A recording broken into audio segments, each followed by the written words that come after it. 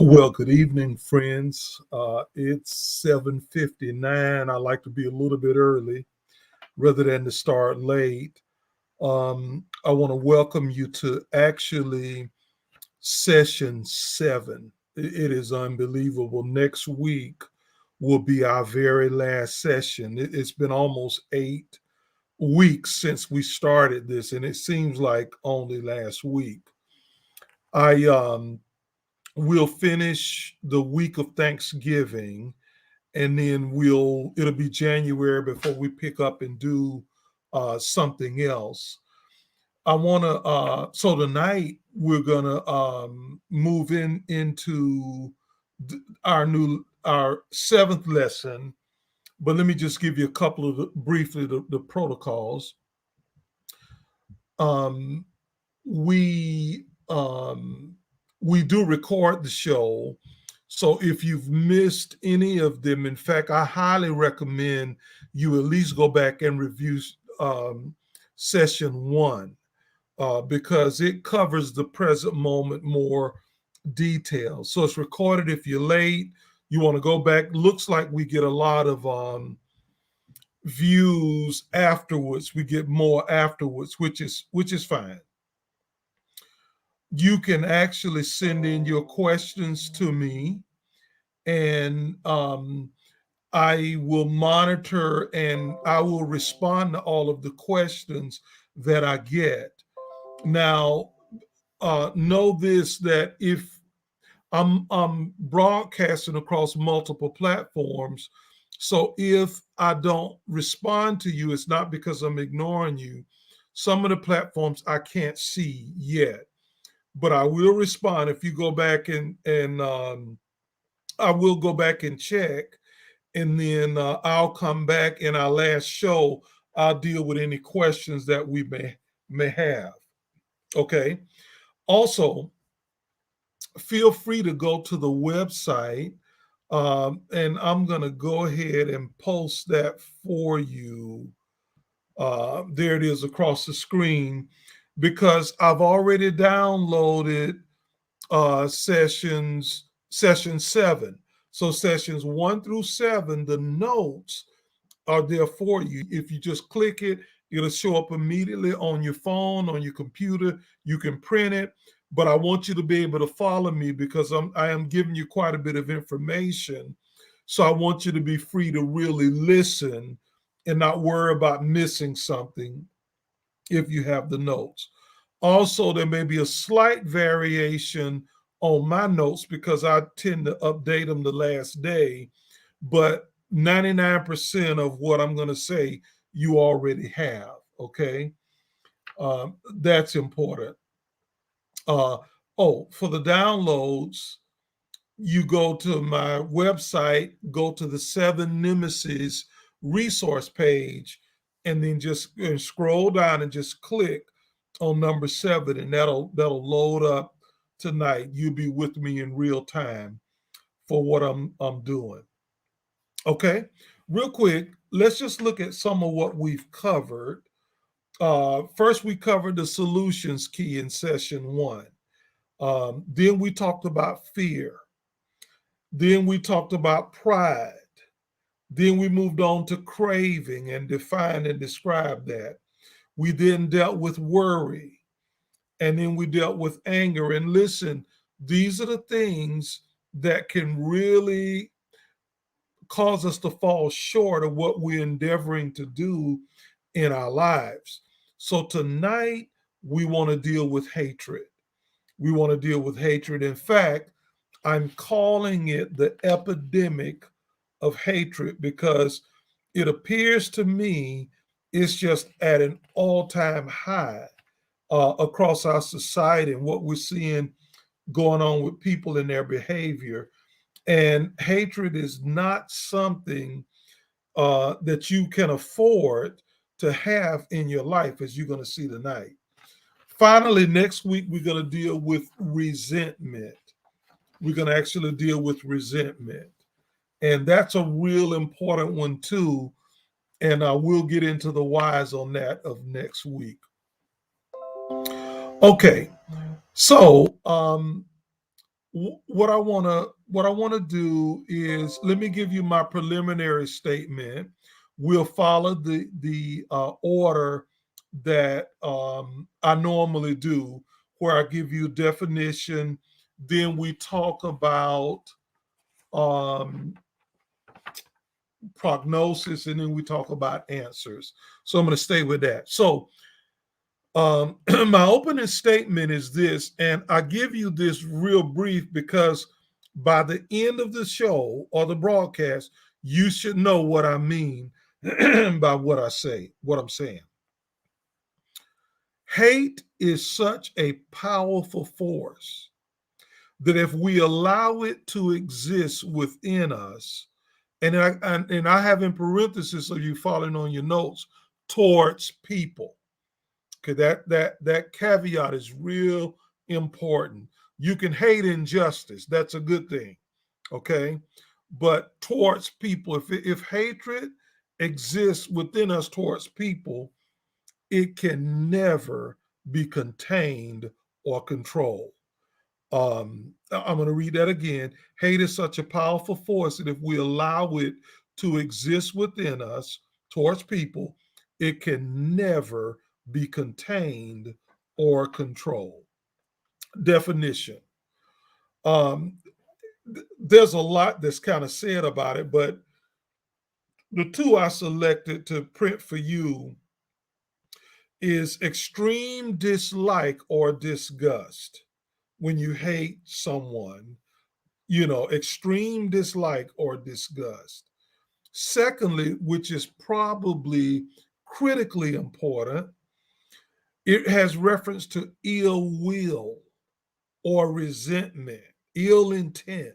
Man, that's serious. That is usually mutual, and it kind of goes on and says some things. So, extreme dislike, disgust, or ill will, ill intent, and that is pretty dangerous.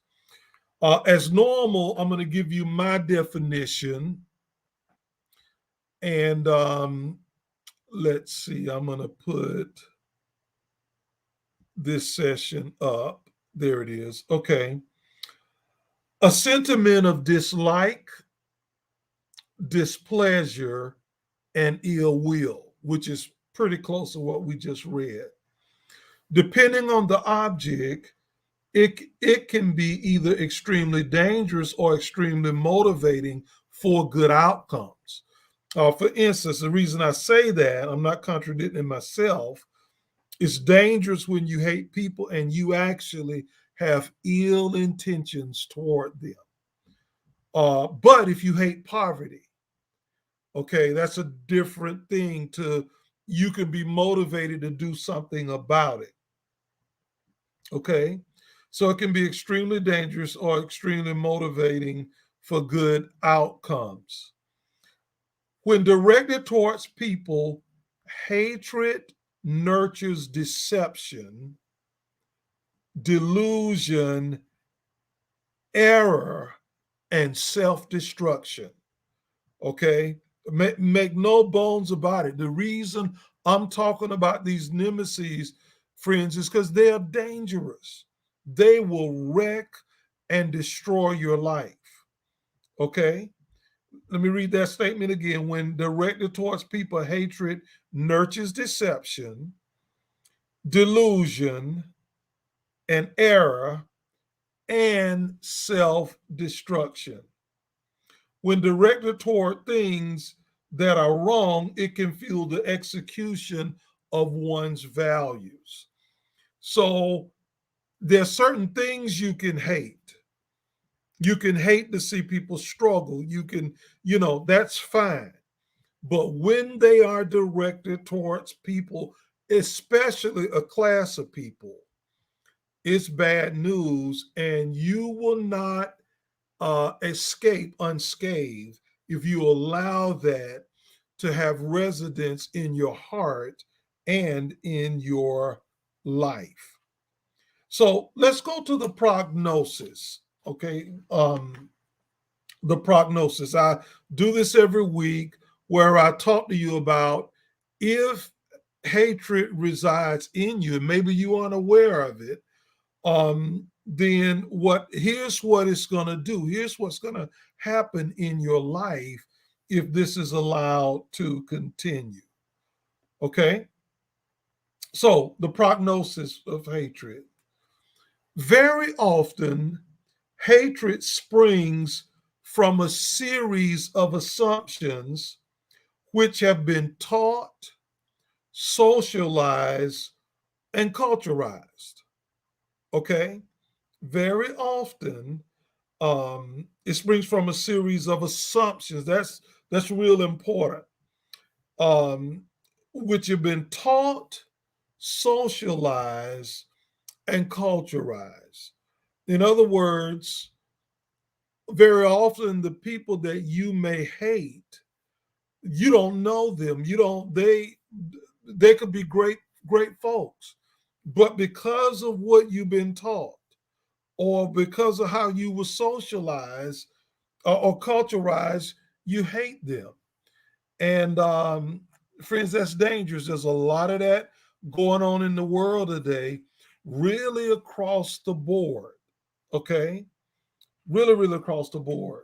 But it springs from a series of assumptions, not necessarily truth.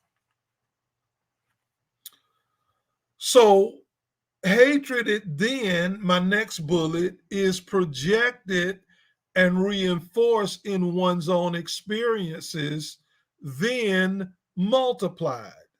So, what I'm saying here is that um, what we're taught and socialized to really believe, then we take those values and project them onto people that we don't know, that uh, we project them. And so what that does then is that creates, again, that intensifies the experiences, hate grows, and then it's multiplied. And friends, that is a dangerous game.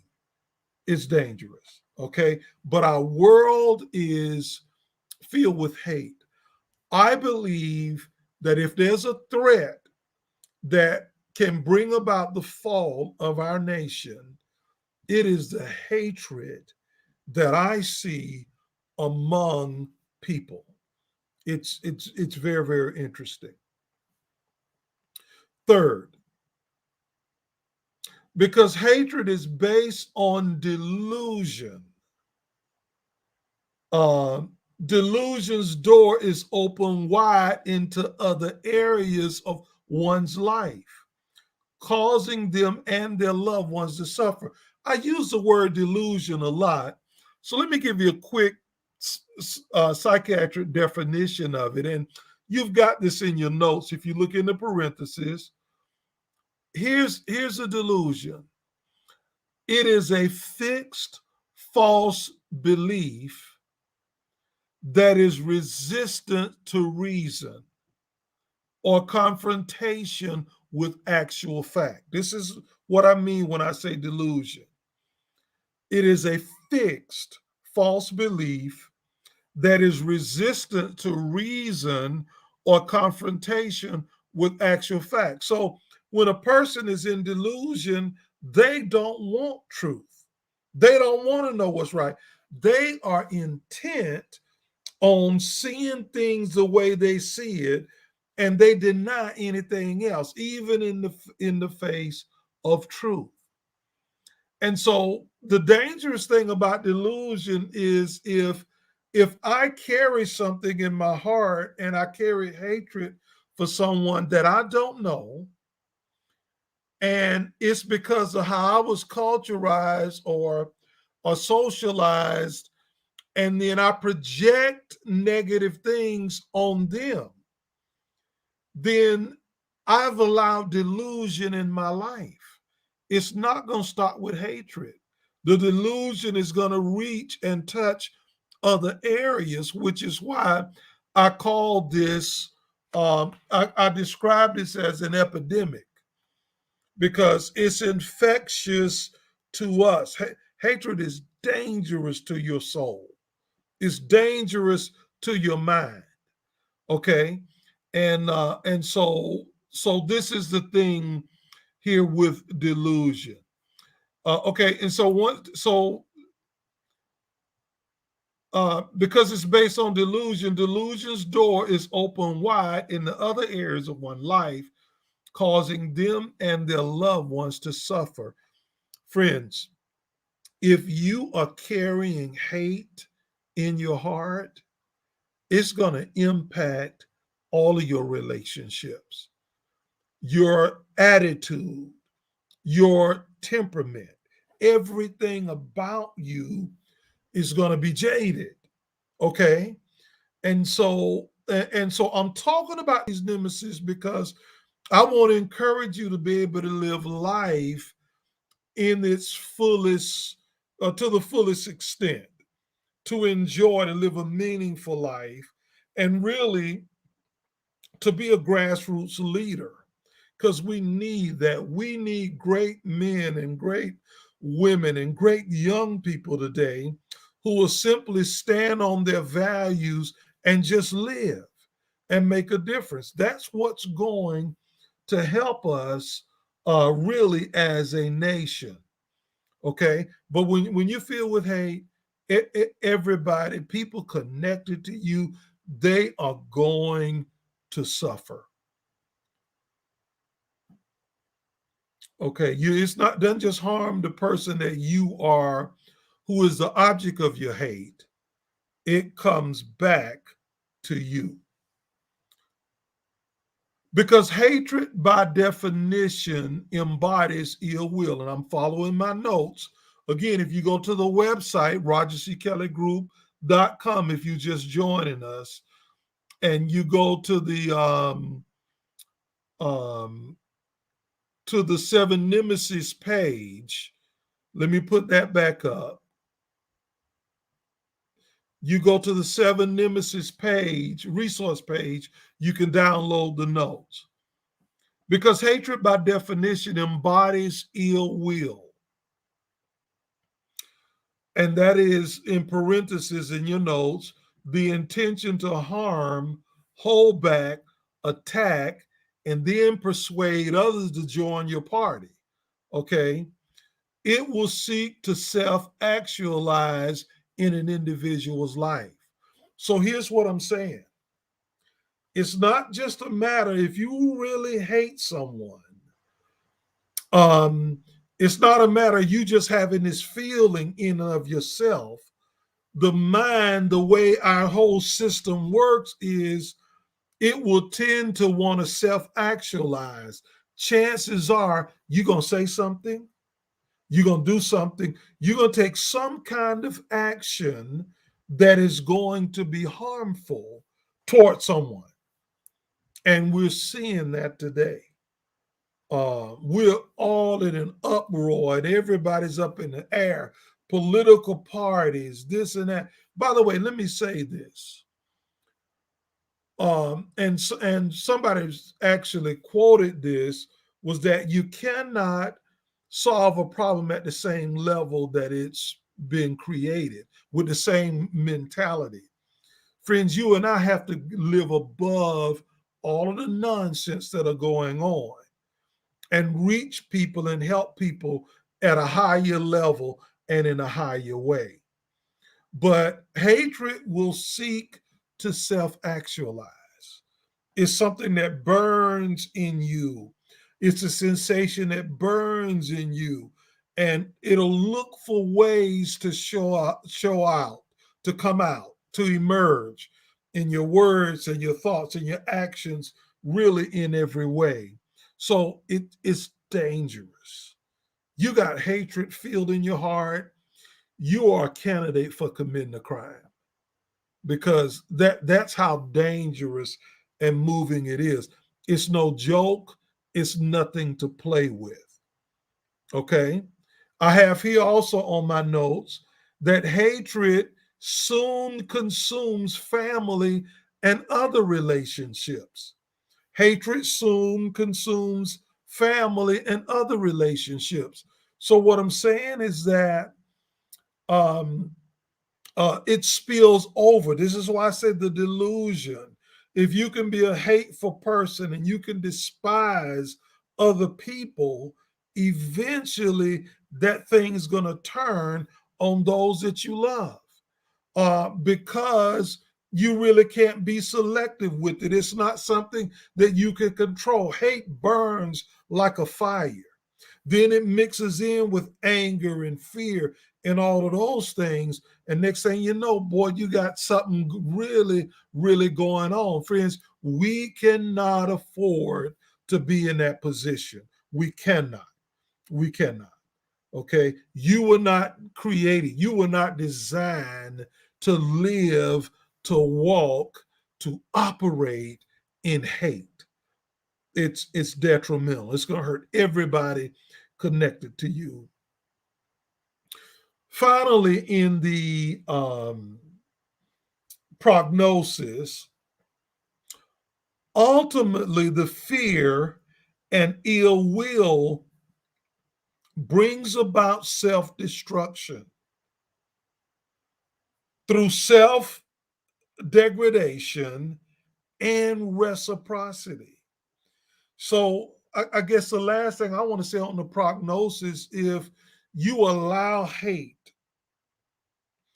to fester and to burn in your life, it's going to eventually consume you. And it's not a legacy that you want to leave. Okay. And a lot of times it's mixed with fear and really other things.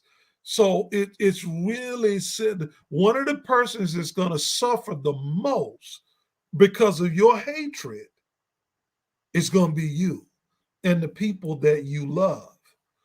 And so self degradation and reciprocity. Remember, what you put out comes back. This is a universal law. You reap what you sow. Um, it's just true. You smile at people, they tend to, for the most part, smile back. You reach to shake someone's hands, maybe not during the pandemic, but they reach back. If you slap somebody, they'll slap you back. It's just a reciprocity works. So what you put out eventually comes back. And so what you don't want is words, deeds, actions of hatred coming back into your life like a boomerang because of how you live. There is no place for it, friends. And if we're going to be all that we need to be, one of the things I think I made the statement during this series is that as a person you operate best when you're happy. It is the master plan for you to be happy. When you're happy, you're most effective. When you're happy, and I'm not just talking about situationally. And so hatred makes you miserable because it opens the doors for anger. It opens the door for fear. It opens the door for just all kinds of things. The fires of hate is not something you want to tolerate in your life. If you were raised that way, I mean, and you didn't know better, well, you can do better now. Okay. And this may be, and we might be carrying seeds of hate and may not even be aware of it. And that could be the very thing that's holding you back from getting where you really want to go in your life. So, having said that, let's talk about some answers. Again, feel free to go back. I'm going to leave the show posted. It's going to be on my Facebook page, it's going to be on my YouTube channel. It's going to be on my Facebook wall. So I'm going to leave all of the shows up probably through the end of the year before I take them down. And but go back and listen because this is very, very important. In this time, I believe if you listen to this, I believe that you're one of the peacemakers, and that um, part of our assignment is to make a difference in the world that we're living in. So let's talk about some answers to hatred, okay? Um, and again, hit me with your questions or your comments, and I would love to hear from you, and I would love to deal with this live in our final show. And if I had to do another one, if we got a lot of questions, I would.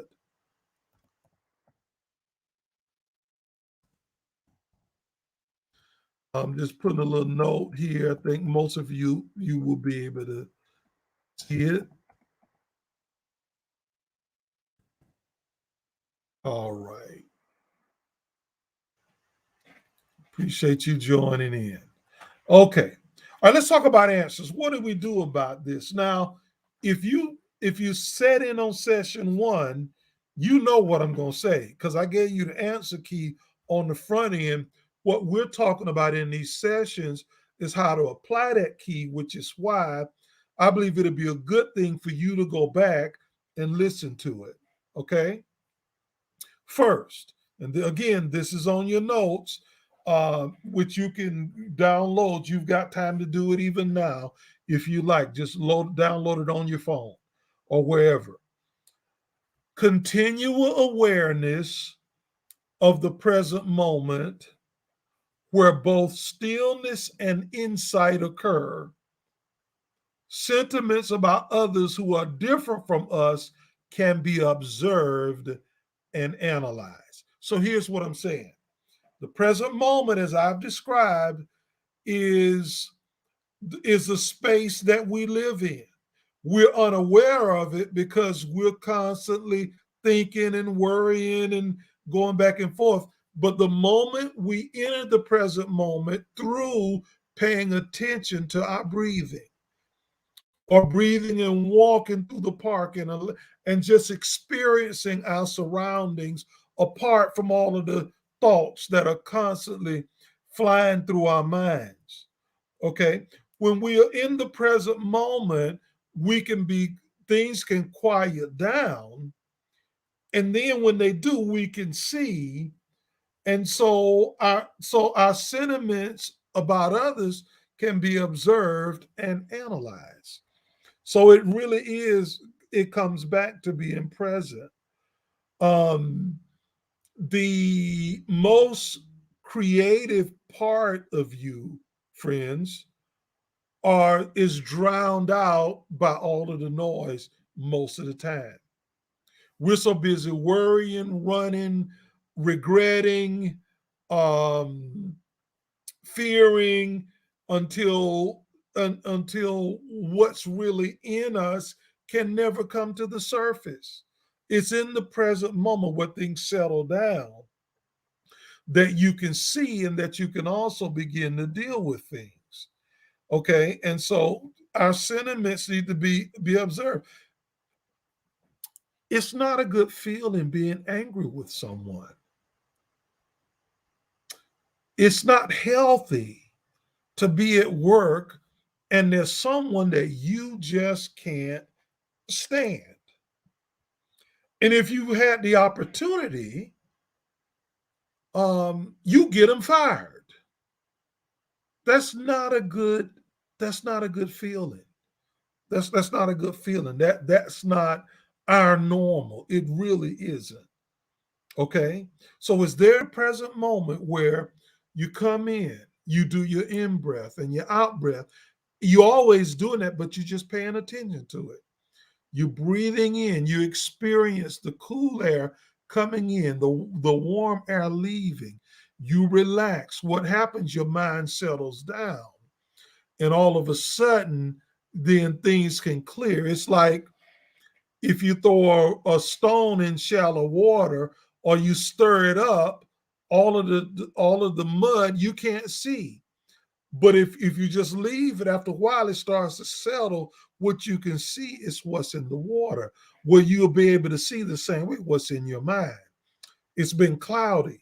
And so this allows you to begin to observe and analyze with space between you and your feelings. when you're angry or you at a heightened state of emotions with anything, it's difficult to have space because you want to react. You're fuming, you're thinking about it. In the present moment, things settle in and you can actually see your own thought without being pulled in, okay, with a safe distance. Really, really powerful. Then questions such as who do I hate? Or why do I hate? Or maybe you would never use that word about yourself. Probably what you say is that I got a problem with this person. Okay. So you can ask that question. Who do I have a problem with? Okay. Sentiments about others who are different from us can be observed and analyzed. Questions such as who do I hate? Why do I hate? Or when did these feelings begin about this person or persons can provide a basis for self examination. Friends, it's healthy. It's very healthy to be able to observe your own thoughts and your own sentiments. What's really sad is that when people are tripping, very often they are the last ones to know. Everybody can see it but them. They're declaring that everybody else is the problem. It's just amazing that when they show up, then that's when the problem shows up. Okay, that often happens. It's because we're just unaware. I'm not listening. I'm not doubting sincerity, but we can't afford to be sincerely wrong all of our lives. At some point, we got to be sincerely right. Okay. And so it's there in the present moment that you can take some time and have a basis for self-examination. Why do I have a problem with this person? Um, what is it that, and then once you see that, because remember, the key to transformation of these nemesis is seeing each nemesis at its root cause. Why am I angry? Why am I fearful? Why am I worrying? Why? All these things are just, they're critically important. And it's really powerful when you can settle and in the present moment, you have the courage to face that. And it takes courage to ask yourself some questions. It might be better to turn the music up loud and keep running, run to the mall, go do something else. It takes a lot of courage to sit and say, why do I feel the way that I feel? Okay. That provides a basis for self-examination.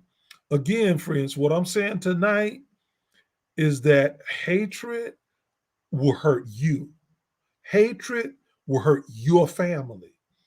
And there is no room for that in our lives. Okay. My next point, if you're following me in your notes, hatred also tags along with fear. So another good question is, what am I afraid of? A lot of times we fill in the blanks when we have fears about stuff. We look for somebody to blame or somebody to kind of point the finger to. And so what am I afraid of? It takes intellectual honesty to ask yourself those questions and observe and look for the answers. But in the present moment, and I don't know no other way to do it, um, when you're quiet and you're still and you can see, it's like the difference in a clear in things being clear versus cloudy. I remember flying out of Atlanta several years ago, and on this particular day, I think there was a storm. It seemed like clouds was over the whole southeast, and so I sat by the window, but I couldn't even see anything out of the window. It's like the clouds were on the ground, and it was dark, and so we taxied from the runway, and I was a little surprised we were going to take off in that, and we did, and there was some turbulence, and so I lay back and just relaxed, and all of a sudden, light hit my face, and I opened my eyes, and it was a beautiful day out. I'm like, what happened? I looked back down out my window, and what I saw was like a black blanket covering the whole Atlanta area. But I had risen above those clouds. That's kind of how it is with your mind. When it's cloudy, you can't hear, you can't see, I mean, it's just, and it's confusing. In the present moment, clears it out, gives you blue skies so that you can really see. Real important. Lesson one, go back and listen to that. Okay, session one. The next point is because hatred is fueled by delusion, one must work to be intentionally honest with him or herself. Remember now, what delusion does is takes a position, dogmatically holds on to it, even in the face of obvious truth or even in the face of facts. And so once you get used to doing that, what that says is that you get accustomed to believing what you choose to believe, regardless of the facts. Again, that's dangerous stuff. Okay. So because so to really be honest with yourself. And I'm trusting that you guys really want to live on the apex of success in your life. I'm assuming that you want um, successful and happy families. I'm assuming that you want to be successful financially.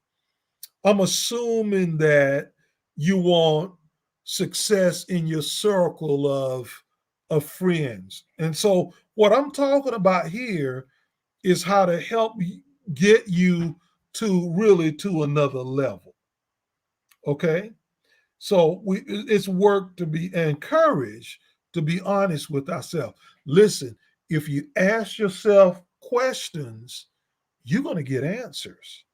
You have to be prepared for what you might hear. Okay?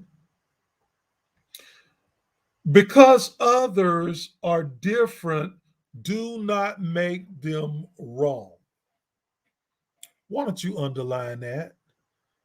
Because because we're in a time where, man, if you're not like me, if you don't think like me, if you have a different party or whatever, then it's crazy. But because others are different, they are different, that do not make them wrong. Seek to understand individuals or groups without assumptions or judgments. Okay, because people don't look like you or talk like you or what have you. And so the other thing is that if people disagree with us, that's not on your outline. That don't make them wrong. Look, we can disagree on anything. As a matter of fact, there's a lot of things going on that I don't agree with today. Okay. But I don't, to my knowledge, hold hatred in my heart for people. I may not agree with what they're doing. So if we're going to have intelligent conversations and resolution, we, we're not all going to agree. Okay, there are going to be differences. That's fine. It's okay. You know, um, that's what makes the world beautiful. It's the fact that we are different. Okay, so we have to not make assumption and judgments. Uh, Generalizations can be dangerous, and we have to be very, very careful about that. Okay, uh, we have to overcome that. I've got a friend. I guess I'll be a little bit candid with you tonight. There's a gentleman who probably was 30, 40 years my age. And he was a white gentleman. Um, and he had grown up out the Pop Gazelle wood, what have you. And his own words to me was back in his day, he was a redneck. And it's funny because I wound up praying with him and leading him to Christ. And we became friends. He was a musician. I'm a musician. You know, we wound up talking and everything. Um, and we went to a restaurant to have breakfast. And walking out, he said, Roger, I wouldn't have been caught with you years ago walking with you. I said, well, Chuck, I wouldn't have been caught walking with you either. And we both kind of laughed it off. And so one day I got a phone call, and a lot of things were just going wrong in his life. And I had to go in because he had a shotgun and he was thinking about ending it all. And I went in and sat and talked to him and prayed with him and everything. And he got through that. But my point is, we became friends. Skin color had nothing to do with it. When he got moved into a home, he called me to give me his albums and some of his equipment, just because we had built a relationship. Okay, proving that because I'm black, he's white, he was old in another generation, I was younger, did not matter. I had a mission to help him in his life, and it worked out. And I met his family and was able to counsel them. It's just incredible what happened when um, differences was not allowed to kind of keep us apart. Okay. And so what I'm saying is that you may, the best friend in your life might be of another race. The best friend, the person you need might be somebody that don't look like you. And so we strangle ourselves when we cave in and we give in um, to hatred. Okay. So because others are different, do not make them wrong. Seek to understand individuals and groups without assumptions and judgments. Okay. It's just not true. I can tell you that right now because people are as different within races and classes. If you're going to measure somebody, you have to observe them individually. You cannot put them in a box. Somebody that looks like you might stab you in the back of the head. Okay? You have to weigh people for where they are individually, not putting them in a class or putting them in a group. My last point here on the answers is this. As the realization arises that we are all one, this makes room for the dormant seeds of love, goodwill, and compassion. Underline those. Because when hatred is dominating, love, goodwill, and compassion, those seeds can't germinate in your life. When you realize that we all are one, and when seeds of love, goodwill, and compassion arise, there's no room for hatred. Remember, we talked about early on in the earlier sessions how what you have to do is you have to cultivate. Parallel seeds. This is one of those examples. You cannot hate someone and want to harm them and have compassion at the same time.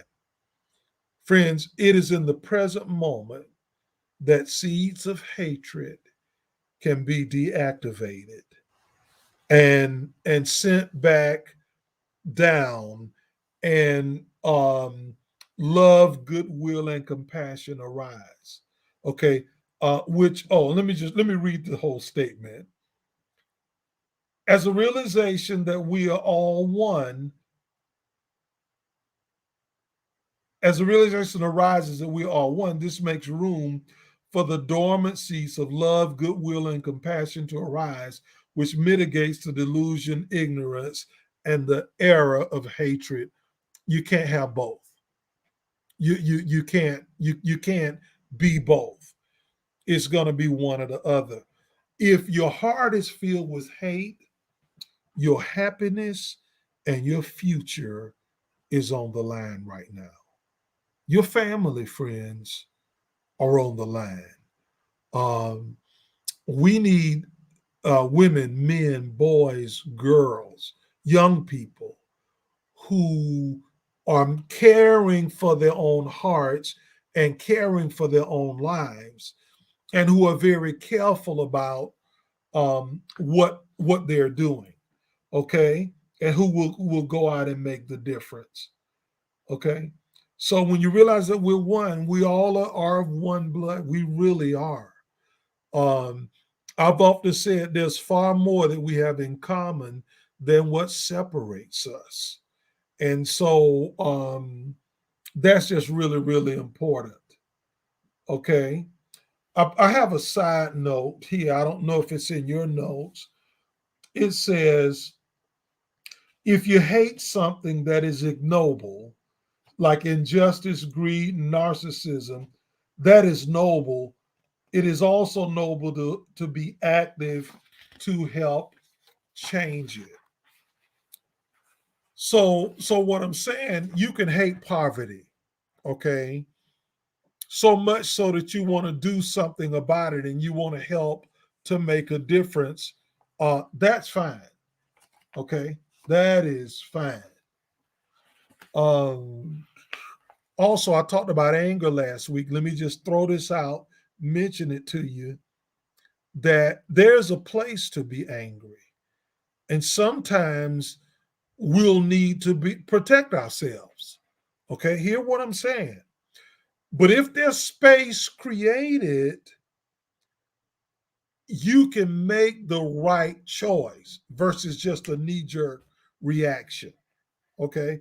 And so there's some things that we ought to hate if we have any values, but never, ever people. Friends, the world need you and I in the best form of who we are that we can be. All these materials are taken from the eight pillars of lifetime sanity. As a matter of fact, let me bring up a screen shot right now. Let me just say a couple of things. I've talked a lot about the manual. If you are enjoying all of the things that I've been doing, I've done multiple videos, I've done written poetry, all those things. They spring from the wisdom of this manual. And what I like to say about the manual, just real quick, I'd liken it to a roadmap of your inner life that leverages success in your outer life. It's almost like a blueprint to help you navigate your heart and what's in you. And that's not necessarily something we've learned to do.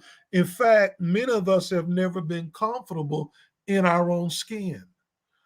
And so we busy ourselves and we almost lose ourselves with other people. Okay. But this is a blueprint for navigating your heart and your mind and your inner life. A lot of good information that'll help you, because it's the inner life that builds the outer life. You'll learn in the book how to calm the chaos, how to quiet and have insight. We got exercises in there. You will learn to sharpen your insight, and then you'll learn to create a life by design. A life by design.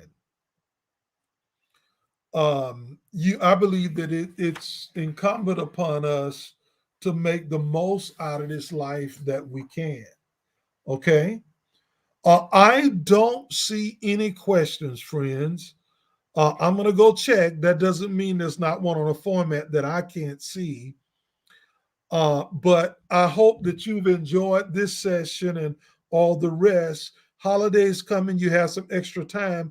Go back and listen and check out some of the other ones. Let me remove this from the stream. And my website, let me put a banner up for that again. Yeah, if you want to go there, download the notes, get the book, you can do all of that. But hang in there. Let's be strong and let's be resolute. I close with this. The one way you could help the world is to be the best version of you that you can be. Okay? Friends, have a wonderful night. Our last session is next week. Okay? We're going to be talking about resentment. That's going to be real important. Okay? You guys have a great night. Thank you for tuning in. God bless.